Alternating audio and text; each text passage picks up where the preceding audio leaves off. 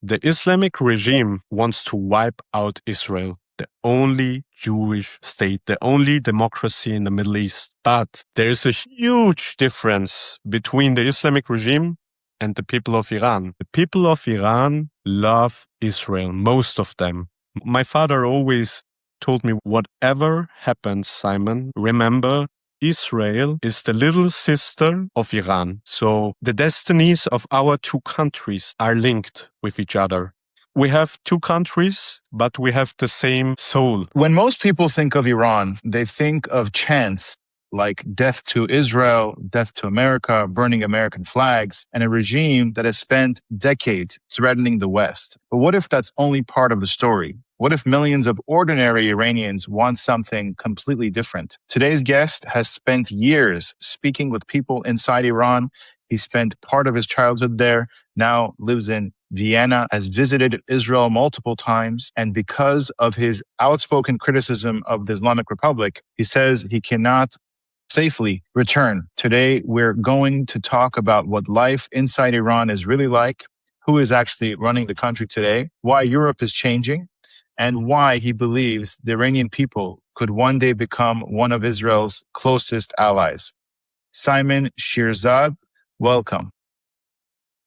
Shalom and Turut, first of all, and thank you for having me here today. Shalom, shalom. Simon, if I anonymously dropped our viewers into Tehran tomorrow morning, what are some of the things that they would notice that would completely contradict everything that they've been told about Iran? Yeah, I think it will be a huge shock for them because they will not have freedom of speech. They will recognize that women are second-class citizens, minorities are discriminated, and if you speak up against the Islamic regime, you will face a death penalty or you will go to prison and they will torture you. So it's a complete different universe. It's a complete different reality that you would face inside of Iran under the dictatorship of the Islamic regime. Now, what are some of the biggest lies you think the world believes about Iran right now? You know, if we look at the dictatorship in Iran, the propaganda of the regime is not only within the Middle East. In the Middle East, the Mullah regime has its proxies like Hamas, the Hezbollah, and the Houthis. But it doesn't stop there. The Ayatollah and the Muslim Brotherhood in Qatar, they want to Islamize Europe and Northern America. And you asked me about lies. Via social media like Instagram, TikTok, or Facebook, they are spreading their propaganda to protect their proxies like Hamas and their own regime. They only want to tell, like, for example, left radicals in the West that the US and Israel are the bad guys, and suddenly radical Islamists like Hamas and the IRGC are the good guys. But in reality, it's the complete opposite. And I think we are dealing right now with something really, really, really dangerous when evil becomes the good and good becomes the evil. And that's very, very dangerous. And we have to be really careful in which path we are leading towards. What are you hearing from friends and family that are living in Iran today that they don't report on the news? Yeah. For example, you know, when we often read the news in Western Europe, for example, we only hear often about the Strait of Hormuz. We often read about or hear about the oil prices, the world economy. But the most important point is many times left out: the people of Iran. Everybody that saw the protests at the end of last year and the beginning of this year and the 8th and 9th of January in all 31 provinces, from the Caspian Sea to the Persian Gulf, from Kurdistan to Baluchistan, the people screamed Javid Shah, which means long live the king. They are asking for Reza Pahlavi, the crown prince, to return to Iran. And under his leadership, the people want democratic elections, whether Iran will be a parliamentary monarchy or a republic. But the people want him as a transitional leader for a future democratic Iran. And I think you cannot ignore this fact. And many people inside of Iran, they are not happy with the media in the West ignoring and denying that fact. We saw the pictures, we saw the videos out of Iran with the lion and the sun flag, with pictures of Crown Prince Reza Pahlavi, with pictures of his father and his grandfather, yeah. And the Pahlavi dynasty is responsible for what we understand as the modern Iran and what the family built. The Islamic regime is destroying since 47. Do you think that the ordinary Iranians nowadays have hope that something will change? Are they encouraged by what happened in the past few months, or are they more discouraged that the regime is still there? Yeah, of course. I think we reached the point of no return. And if we have a look at the past couple of years, for example, in 2019, where we saw the oil workers striking or student protests, and when we look at 2022, Gina Masa Amini was killed by the Basiji, by the IRGC, yeah, because she was not wearing a hijab. If we look at the 12-day war, if we look now at the beginning of the Lion and Sun Revolution and the elimination of Ayatollah Khamenei and the US and Israel strikes on the Islamic regime, it's getting more and more every time intense. And the escalation is getting bigger and bigger and bigger. And I think the next step will be the fall of the Islamic regime. And we cannot forget Iran is the 18th biggest country in the world with the fourth most oil resources and the second most gas resources. So it's a huge country and with a huge economic influence.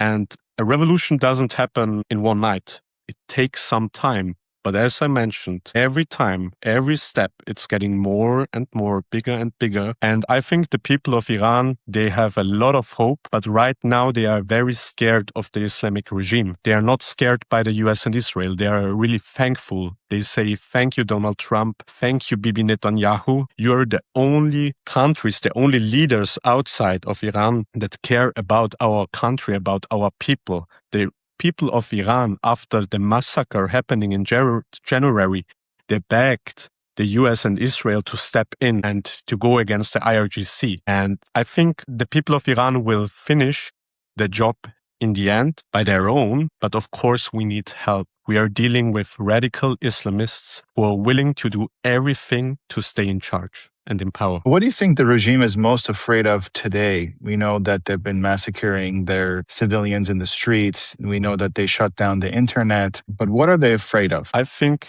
they are afraid, first of all, of the people of Iran, because what we are witnessing right now is an Iranian renaissance. The people of Iran are getting more and more aware of their own identity and culture. They know exactly who they want as a leader, Crown Prince Reza Pahlavi.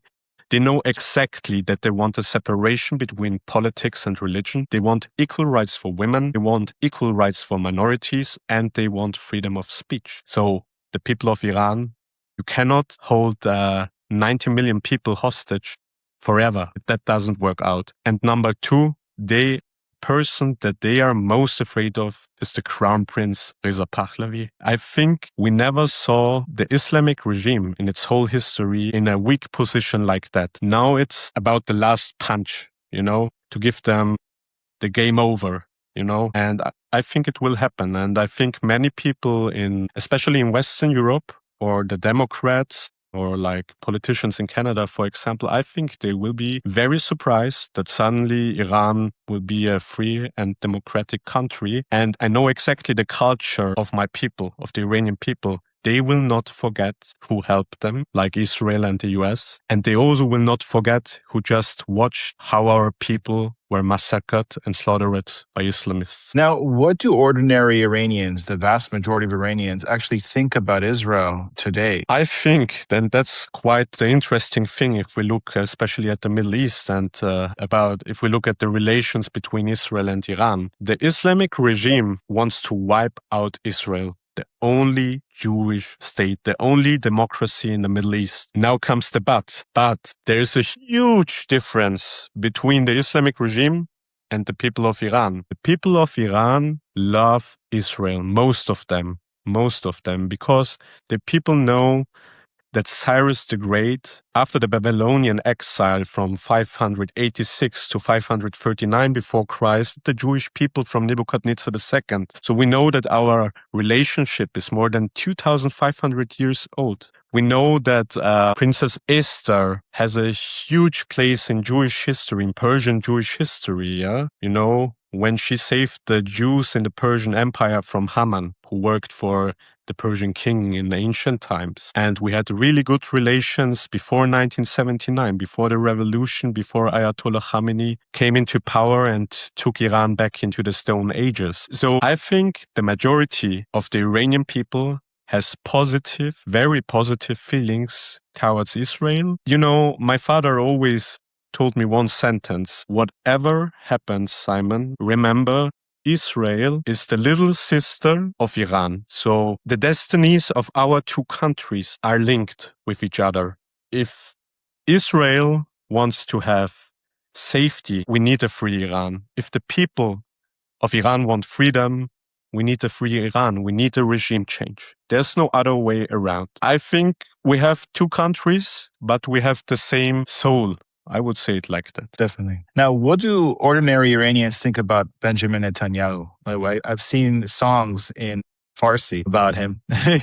You know, in Iran, we call Benjamin Netanyahu Bibi June. Like June is like how can I translate it? It's like the soul. Bibi, our soul, your soul. Bibi, our soul. Yeah. I think Benjamin Netanyahu is more popular in Iran than in Israel. That's not a joke. That's the reality. I think he's more popular in Iran. You have to think about that. So the people of Definitely. Iran, they like him a lot. They appreciate him a lot because he took action against the IRGC and against the proxies. I think the people of Iran, I would agree with them. I like him too. I don't say everything he does is the right thing. But when we look at how he behaves on the political stage against the Islamic regime, I 100% agree. He's doing a great job. Do you think that the recent events, the recent war with Iran, has changed the way that Iranians view Israel? Do they have more of a respect for Israel now? They are actually doing something that most countries don't have the guts to do. Before the 12th Day War, or especially, let's say before the 28th of February this year, yeah? I mean, many Iranians in the diaspora and in Iran before these dates, that many of them were not pro-Israel or they didn't like Israel, but the actions that Israel took or the IDF took against the IRGC changed everything. So if you just look at the Iranian diaspora and if you look at the people of Iran inside of the country, I think Israel did a very, very good job, not only for their own, they also did a very, very good job for the people of Iran. And I think because of the actions, as I said before, the people of Iran will not forget who helped them, and they will not forget who didn't come and help. If you ask the people of Iran, which countries do you like? They will say the Israel number one and the US number two. And if you ask the people of Iran, which countries will you not prefer or which countries don't you like? They will say Europe, for example, because Europe only talks, as I mentioned, they only talk about oil prices. They only talk about the Strait of Hormuz. They're only criticizing Israel and the US. You know what I always tell the Europeans? Europe was conquered by Nazi Germany. And if the US and allies didn't step in to save Europe and to defeat Nazi Germany, you would have had a very, very dark and bad future. So how can you on the one side say, hey, wonderful that the US helped us in the Second World War to defeat Adolf Hitler, but on the other side,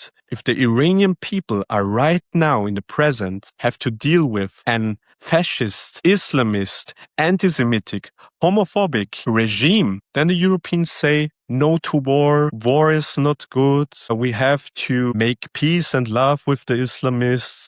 We have to communicate with them. We have to talk with them. And in the meanwhile, the Islamic regime is executing protesters.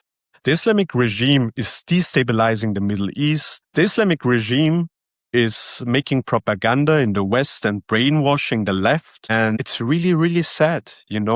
Europe got weak. I hope it will change and they get strong. But yeah, that's all I can say to this. So if Iran became free tomorrow, would you think that Israel and Iran would become allies? Would we be seeing direct flights from Tehran and Tel Aviv like there once was before 1979? Do you think that would come back again? 100%, not 100%, 200%. I think Crown Prince Reza Pahlavi mentioned even the first political step that he will make in foreign policies is to make the Cyrus Accords become reality. So Israel has with its Arabic neighbors, the Abraham Accords. We talked about Cyrus the Great, so we will have a free Iran and Israel will have the Cyrus Accords. And we will definitely see direct flights from Tel Aviv to Tehran. And we already had really, really good relations before 1979.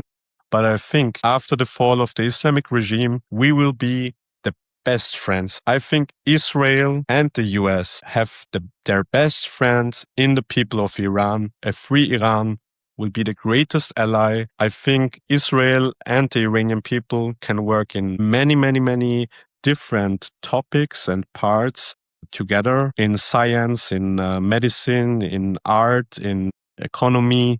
I think the two smartest people in the Middle East are the Israelis and the people of Iran. That will be a very, very strong relation. And I think we will see a new Middle East. And we are right now seeing already a new Middle East. But the final step is the regime change in Iran. Now, you have visited Israel. Before you visited Israel, what did you expect to find? And what was the shock that you had when you arrived? Yeah, my dad is Iranian and my mom is Austrian Jewish. So my great grandfather was Zionist in the British Mandate. So I always had a connection to Judaism and to Israel. I celebrated Hanukkah with my grandfather. I saw him wearing the kippah. I also have a Hebrew name. So I'm very proud of my Iranian roots and I'm very, very proud of my Israeli roots. I love both countries a lot. And of course, I want to see Iran free. To come back to your question, before I went to Israel, the more I got older, more and more I watched documentaries about Israel. I read books. I informed myself about Israel, but not like watching TikTok or just Instagram. I really, went deep into the material and I was pro-Israel. I mean, I saw, the Middle East conflict, but I was more pro-Israel, of course, because it's also the right side of history. But when I went there the first time, it was 2 months before the Hamas attack. We were invited by an Iranian Jewish to Jerusalem, my dad and my brother. And the only time I cried for a country was when I left Iran as a kid, when I was 6 years old. The second time I cried in my life was when I put my foot the first time on Israeli soil. I really got emotional because I thought of my Jewish ancestors, what they had to deal with all this anti-Semitism, with the Shoah, with the Holocaust. And if you look at the Jewish history, how strong the Jewish people always have been, but they always have been so strong. They never gave up. They always came back. They always stood up again. And it really made me emotional. Yeah. And I had tears and I saw the exact opposite of what the media portrays. Instead of apartheid, I saw respect and diversity. I saw Israeli Jewish, Israeli Arabs, Druze, Bedouins, Christians living peacefully together. Minorities, they have the opportunities to become lawyers, doctors, high-ranking militaries in the IDF. All doors are opened for them for a good future. On the other side, I saw a very contemporary and modern country. If you look at their technologies, if you look at their startup, if you look at all the ideas, Israel is the Silicon Valley of the Middle East, yeah? And if you look at Tel Aviv, how totally different it is to Jerusalem, and Haifa also has got its own character, and the south with the Negev and Eilat is totally different to the north with the Sea of Galilee. And such a small country, but so rich in culture, so diverse. and exactly the opposite of what the Western media is portraying the country. The minorities have equal rights. You have freedom of speech. It's a democracy, equal rights for women. So all the points I mentioned for a free Iran are already reality in the only Jewish state in Israel. Israel is a light in a region where there is just darkness. Israel is the shining light. And it's an inspiration for the other countries around it, how they could look like if they would not invest in hate, but in love for their own families, for their own friends, for their own destiny. So I was amazed. A beautiful country, great people, one of my favorite countries, maybe my favorite country I've ever been to. Now, you would think that Europe has a lot in common with Israel, but when you look at the European media, it's always shaming Israel, putting Israel down. Why do you think that is? That the European media and the Western media in general, but that it's definitely worse in Europe. Why do they portray Israel like this? The TV show Welt in Germany, and it was about the media landscape in Europe after the Second World War. And what's quite interesting in this book is that after the Second World War, or in the 60s and 70s, many communists and left radicals went into the media. And if you look, for example, at the history of Israel, I think on the 14th of May in 1948, modern Israel was founded. And the Soviet Union had really high hopes that they would have a great ally in the Middle East in Israel. But the Soviet Union saw that Israel is getting along pretty well together with the US. And so they chose Yasser Arafat, who founded Palestine in 1964. And that's how it all started. And a lot of, I mean, there was anti-Semitism already under the Soviet Union and also in Eastern Europe and in Russia, don't get me wrong. But like this modern form of anti-Semitism within the communist communities or bubble, it started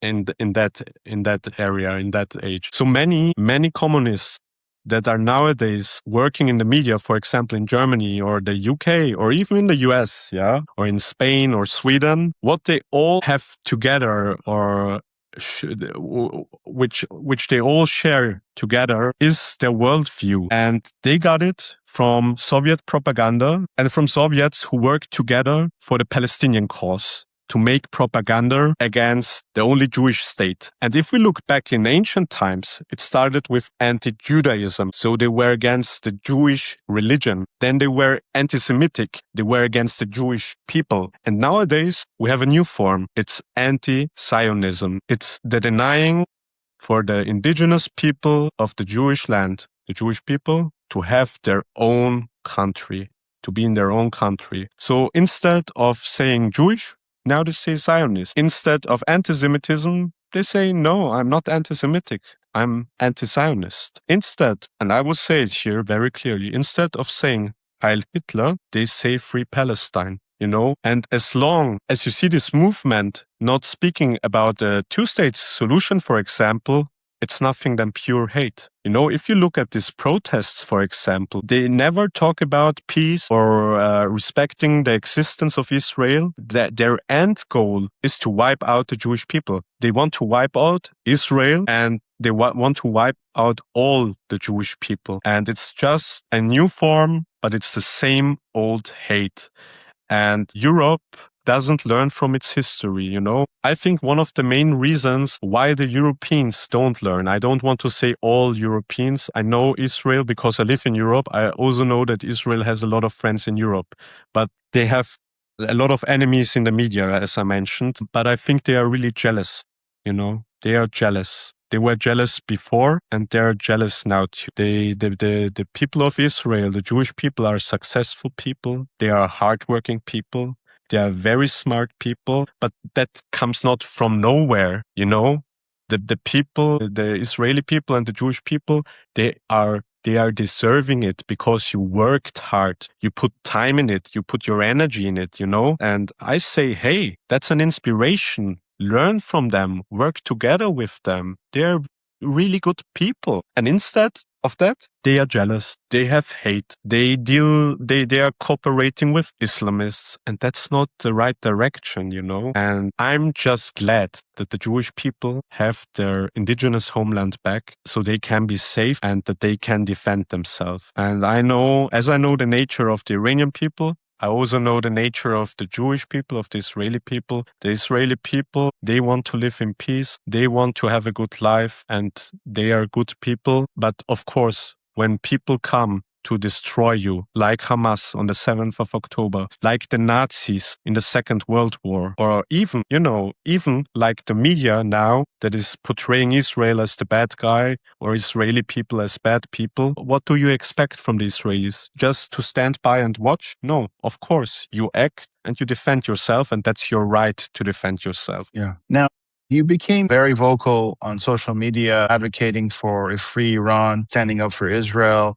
When did you start doing this? At what point? What made you say, now is the time that I want to come out and speak about these things publicly? You know, I never thought of it, to be honest. My dad was political active and very well known in the Iranian diaspora in the US and in Europe, and he was well known and is well known in Iran. So my dad had contact to the Crown Prince Reza Pahlavi back in the days, and he always took me with him to demonstrations, to meetings. So when I was young, I didn't understand everything, but I got his influence. And when Gina Massa Amini was killed, I went with my dad and with my brother to a demonstration. And there were a lot of Iranians.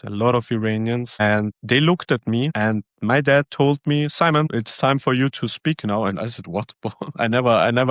I never gave a speech, you know. He said, but you know history pretty well and you know some stuff about politics. And I said, okay, that's true. So I'm interested into politics. And my dad, he had a lot of history books and books about politics. And as a child and as a teenager, I always took his books and I read them. So that's where I got my knowledge from about history and politics. And nowadays, I even study political science. Yeah. And yeah, when we were at the demonstration, I took the microphone and I gave my first speech. So I told the people what I have in my heart and some facts too, some hard and quick facts too. And everybody was amazed and happy. And then I was invited to Germany to talk with politicians. I was invited to Israel too, to connect and to give speeches. Yesterday, I gave a speech in Malmö, Sweden. So at the end of the day,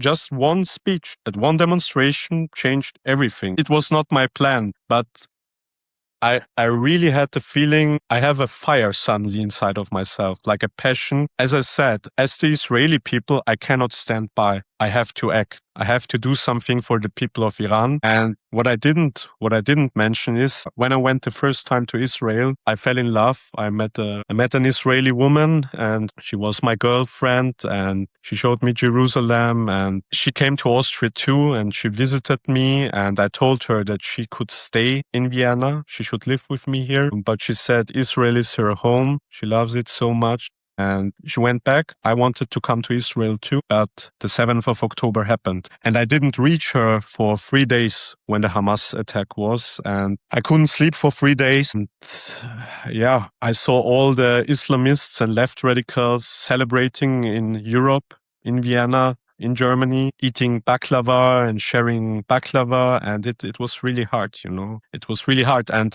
what I wanted to mention is, I think the two points or the two things that took place that changed me and said I should stand up was on one side the murder of Gina Massa Amini and on the other side the Hamas attack on the 7th of October where Hamas killed more than 1,200 innocent people and took more than 250 innocent hostages. These two dates changed like all our lives, my life too. It changed my life forever. I'm not the same anymore, and there is no turning back. This is the point of no return for me too. You know, I choose my side, and I stand with Israel. I stand with the US, and I especially stand with the people of Iran and with democracy and the Western world too. Now, you spend countless hours speaking to strangers online in Omegle. Why did you start doing that? What has surprised you most from those conversations? Yeah, why I'm doing that? It's quite an interesting story. When the 12th Day War was, an Israeli friend of mine made a reel with me together. He's called Tal Oran, or maybe you know him as Tal the Traveling Clad. Shout out to Tal. He's a really great guy. And as I said, you should not hate the Jewish people. You should take inspiration from them. And I took inspiration from the great people of Israel because I saw many Israeli influencers using OmeTV or Umingle TV to make video calls with different people from all around the world to talk about Israel, to talk about Hamas, to talk about the 7th of October, to talk about Iran. And I thought to myself, I should do the same. So now I practice and I dealt how to use the program and yeah, how to make the reels. And I think I have really, really interesting conversations, even with people from countries I never thought of speaking to them, even if I'm like open-minded. But I talk to people from Indonesia. I talk to people from Pakistan, for example. I even talk to people from Iran. All I can say is that Israel is not alone. You also have friends in Indonesia and Pakistan. That's all I can say. Of course, there are people too, many people that are brainwashed. But sometimes I'm really surprised and I say, wow, I didn't expect that. Christian Indonesian that are supporting Israel, Pakistani people that are not screaming immediately, Hamas and death to Israel. No, that are listening, that are saying that's wrong what Hamas did. So of course, there are a lot of like bad experiences, but there are also a lot of good experiences. And I think it's important to show, especially in these times where we talked about the media, how they portray Israel in a bad way, that we show that Israel is not alone and that Israel has a lot of friends and a lot of support, and that also people can change their opinion or their view towards Israel. And I think the social media and especially reels where we are interacting with people from countries that are on the paper enemies of Israel, but then in real you see, hey, there are many people that are pro-Israel or at least that want. Describe Vienna today. Has it changed since you were younger? Do you think that immigration has changed life in Europe? What are your thoughts on Europe today? It's a really, really good question. It sounds hard, but I will tell it like that. Europe right now, especially Western Europe, it's a sinking ship. The demographics are changing. More and more mosques are built and Islamism is on the rise. If we look at Germany last week, a student was killed by an Islamist from Afghanistan. If we look at the Pride festival in Berlin a couple of hours ago, an Islamist crashed with his car into a crowd of people that were celebrating democracy, freedom, love. And if we look at Paris, a couple of hours ago too, 3 women were attacked with a knife by an Islamist. So Europe has 2 opportunities. On one side, Europe can go on like that and close their eyes and say, this is just about aggression by man. This happens not only because of Islamists or, they can keep going and telling their fairy tales. Or the second option is that they are facing reality and they try to find solutions, because otherwise there will be no Europe anymore as you and me know it. And I think if we look at England or France, for example, I think we will maybe see civil wars in the near future. There are some parts in London, for example, or in Birmingham, where the British government does not have the control anymore, where Jewish people or gay people or women cannot go out alone or in safety because they have to be afraid of being attacked by Islamists. And If we look at Vienna, if you think of Vienna, you think of the St. Stephen's Cathedral, you think of Wiener Schnitzel, you think of beautiful architecture, and that's true. That's one side of the coin. But I think they never show the 10th district of Vienna that is under control by Turkish nationalists and Islamists, and where there are mosques, where the imam is telling the people to wipe out Israel, and that the Sharia is more important than the Austrian constitution. So Europe has a big problem, and if Europe wants to survive, it has to act now and not tomorrow, not the next week, not the next year. It has to act now. I think Europe will survive, but it will have to pay a very, very high price. Can someone openly support Israel in Vienna without consequences? Do you think Europe is becoming less safe for Jews? Do you have any personal stories that you'd like to share? Yeah. I was in school before 7th of October, even like back a couple of years ago. And I was sitting beside some Turkish students. They were wearing hijabs and they asked me, where are you from? And I said, I'm from Austria, Iran, and Israel. I have Jewish roots, Israeli roots. And as soon as I said Israel, they freaked out, stood up and said, I'm such a good Muslim. I sat beside a Jew for 1 hour long. What I want to say is the hate was already there before, but the 7th of October activated all of it. And nowadays, there are many districts in Vienna, for example, or if you look at Berlin or London or Paris, where you cannot go out with a kippah or a Star of David, you will be attacked. You even will be killed, if nobody steps in. I'm for sure. If I'm in Vienna, I wouldn't survive in the 10th district if I take a kippah and go through it. 100% for sure. 100% for sure. And they always say, I'm not against the Jewish, I'm against the Zionists. But one question, why do you attack synagogues in Europe? Why do you attack synagogues in Australia? Why do you attack synagogues in North America? Why do you say in Arabic Yahudi instead of Zionist? Please explain it to us, guys, Explain it to us, guys, because at the end of the day, you have the same goal as the Nazis. You have the same goal as the Nazis because Al-Husseini was also a good friend of Nazi Germany, your father of so-called Palestine. So this is just another version of the Nazi anti-Semitism, just mixed with Islamism. It's the same. It's the same ideology that we are facing right now in Europe. I always asked myself, how was it possible to spread so much propaganda against the Jewish people back in the days? Now I understand it. Now I just see the contemporary version.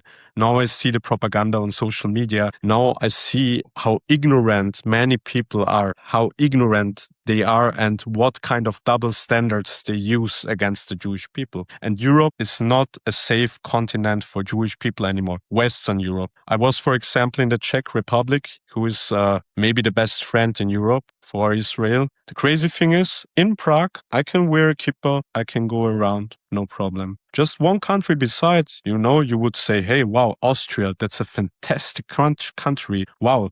For example, Sweden, I was in Malmö. In 10 minutes in Malmö, when I was driving around in the car, I saw 8 different Palestinian flags on different buildings. I think if you look at the Eurovision Song Contests too, the last 2 editions or 3 editions, you saw which danger the Israeli artists were facing, that says everything. I mean, come on. There are singers, young people that just come and visit these countries for a festival where they sing, where they make music. It's not their fault, this whole conflict, but you are portraying all this hate against a single person, that's insane. That's not fair. And that's not the right path for Europe.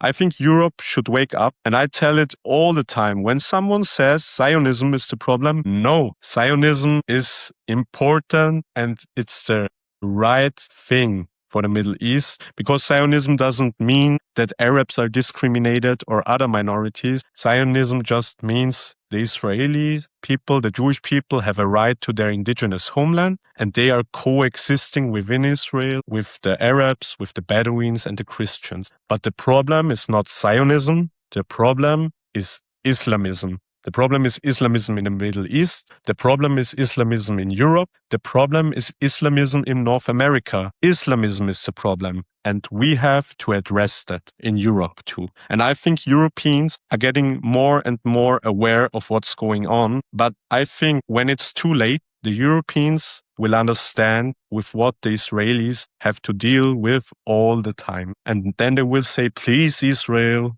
please, a free Iran, help us. But we warned you all the time. So the Europeans should better listen to the Israelis. The Europeans should better listen to the people of Iran. The Europeans should better listen to the minorities of the Middle East, like Kurds, Alevites, to the Berber people, to Coptic people in Egypt that are discriminated by Islamists. And the Europeans also should listen to the women of the Middle East that are totally discriminated. The only country where the people are free and have peace and freedom is Israel, within the country of Israel. And that's the truth. The only place where you can have a pride in the Middle East is Israel. And then they say, don't pink wash the pride. Come on, guys. Come on, guys. If you would go to Gaza, if you would go to Tehran, you would be killed immediately. And I will say it now, they are chicken for KFC, Queers for Palestine. And I'm really sad what happened in Berlin. I'm really sad for the victims. Really, much love and strength to their families. But I really hope that this is a turning point for Europe. I really hope we have to learn from that and not go on like that. Otherwise, Europe will be destroyed. Now, it seems that European politicians and governments are afraid to speak honestly about anti-Semitism and Islamist extremism. Why do you think that is? Because out of political correctness, they think because of what happened in the Second World War, they cannot criticize Islam or Islamism or Islamists or political Islam or radical Islam. They think if they criticize it, they will be called right-wing, right radical. But that's ridiculous, because if you think about it, they kill millions and millions of Jewish people. More than 6 million Jewish people. They killed more than 6 million Jewish people. If the Europeans have a responsibility, they have a responsibility towards the Jewish people, in my point of view. And of course, this should not happen to any people, yeah? But what happened in the Second World War, what happened in the concentration camps of Auschwitz, it was something that never and will never happen in humankind history again. That is the darkest period in the whole history of humankind. And they always say we want to protect Jewish life. They always say we want to make Europe attractive for Jewish people. But at the end of the day, if you look at their actions, it's exactly the opposite. What's kind of interesting, I think the Europeans, they are feeling guilty for colonialism and they are feeling guilty for the Holocaust. And they think that they have a responsibility towards all brown people, let's say it like this, black, brown people in their post-colonial view. But that's wrong. That's wrong, because this is not a fight about your ethnicity, in my point of view. It's a fight about ideology. We see the Western civilization crashing with Islamism. And I think if the West wants to survive, it has to be very strict and harsh towards radical Islam. There's no other way around it. Because look, it's not about, hey, are you from Vietnam? Are you from Iran? Are you from Israel or from North America? You know, it's not about that. But what's quite interesting is that many young men who are Muslim, and if you look at the statistics in Europe, that they can be a lot seen in the statistics, that they rape women, that they kill people, they attack with knives, that they steal something. If you look, for example, at Denmark, there was a statistic about Palestinian people. A high percentage of the people with Palestinian roots in Denmark, they went criminal. And that's no coincidence, you know? That's no coincidence. If I want to be part of a society in Europe, in North America, if I go to a different country, let's say I move, for example, to Spain. I have to respect the constitution. I have to learn the language. I have to respect the laws in the countries. And not all people that are coming from the Middle East, they are, of course, not like that. But many people that come from Syria, many people that come from Afghanistan, many people that come from Islamic countries, they do not respect the laws. They do not respect the constitution. They don't learn the language in a proper way, and they are not there to be part of the society. In my point of view, they come to Europe to conquer. And if you look at Islam, they have taqiyya. Taqiyya, is it called taqiyya? So they are allowed to lie to spread Islam. And the difference between Judaism, Christianity, and Islam is Judaism is ethno-religious. So it's about your ethnicity and your religion. Christianity is a religion, but many parts of Islam are not only about a religious way. The big problem is that a big aspect of it is a political ideology. And one part of it is to conquer. And we have to talk about it in an honest way. I don't have a problem with Muslims that say, hey, my religion is for my spirituality. But as we had the Enlightenment for Christianity, Islam is very young and they don't want anybody to criticize their religion. And how can a society develop if you're not allowed to criticize? Then you only can stay in your box and not have a view what's behind it, or is there anything else? And I'm not against Muslims and I'm for Muslims. You know why? Because I want the Islamic world to develop, to become more modern, that women have equal rights. So when I criticize that, I don't want to spread hate. My motivation is that the societies of the Middle East develop, become modern, contemporary, and that also the people in the Middle East have access to more education, that they can more criticize, that we can think more for ourselves. And I think if we can get that in that way, into that direction, many people, they would not hate Israel, because part of this conquest, part of this political ideology in a sad way is the anti-Semitism. Because ask an Arab, ask a Muslim, why do you hate Jews? What's their answer? Because my family hates the Jewish people, because my friends hate the Jewish people. So because the Palestinian people, many of them are Muslims, but that's not an argument. That's not a proper argument. Is it the right thing to hate Israel, or is it the wrong thing? And it's wrong.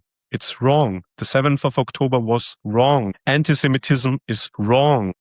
It's easy like that. But they are completely brainwashed. And I think they are motivating all of them together, like themselves, because they don't want to be an outsider. And I have to say, I met in Israel too. I also met in Israel many Muslims that were pro-Israel and that they are standing up for Israel and for friendship, for relations with Israel. And these are really, really strong people, because you have to think of that. They grew up in an environment where all the people are hating Israel, but they still fought to dare to think for themselves. They read books, they talked to Israelis, they reached out to Israelis. They studied Jewish history. They went to Israel. They saw it for themselves. And I really respect it. I really respect it a lot. But I think it's not enough. Because at the end of the day, all these tensions will end with the fall of the Islamic regime and its proxies like Hamas, Hezbollah, and the Houthis. And at the end of the day, we have to change also the education in North Africa and the Middle East, also in Europe now because of the propaganda, and to spread the truth, the truth about Israel and the Jewish people. Simon, I really appreciate this conversation. Very fascinating. I think that our viewers will also think so as well. Hoping for a free Iran and an alliance, peace with Israel. How can people find you on social media, if there's any way that they can follow you? Yeah. Please. Right now, you can find me on Instagram. It's just like at Simon Shirzad. And would be thankful if you reach out. And I think I will build up maybe on other social media channels too. But right now on Instagram. And thank you so much. Thank you for the really nice conversation. And Yeah, Am Israel Chai, Ayan de Iran, Javi. Javicha, and we will see a whole different reality. Yes, yes. Thank you again. Thank you. Okay, thank you. Toda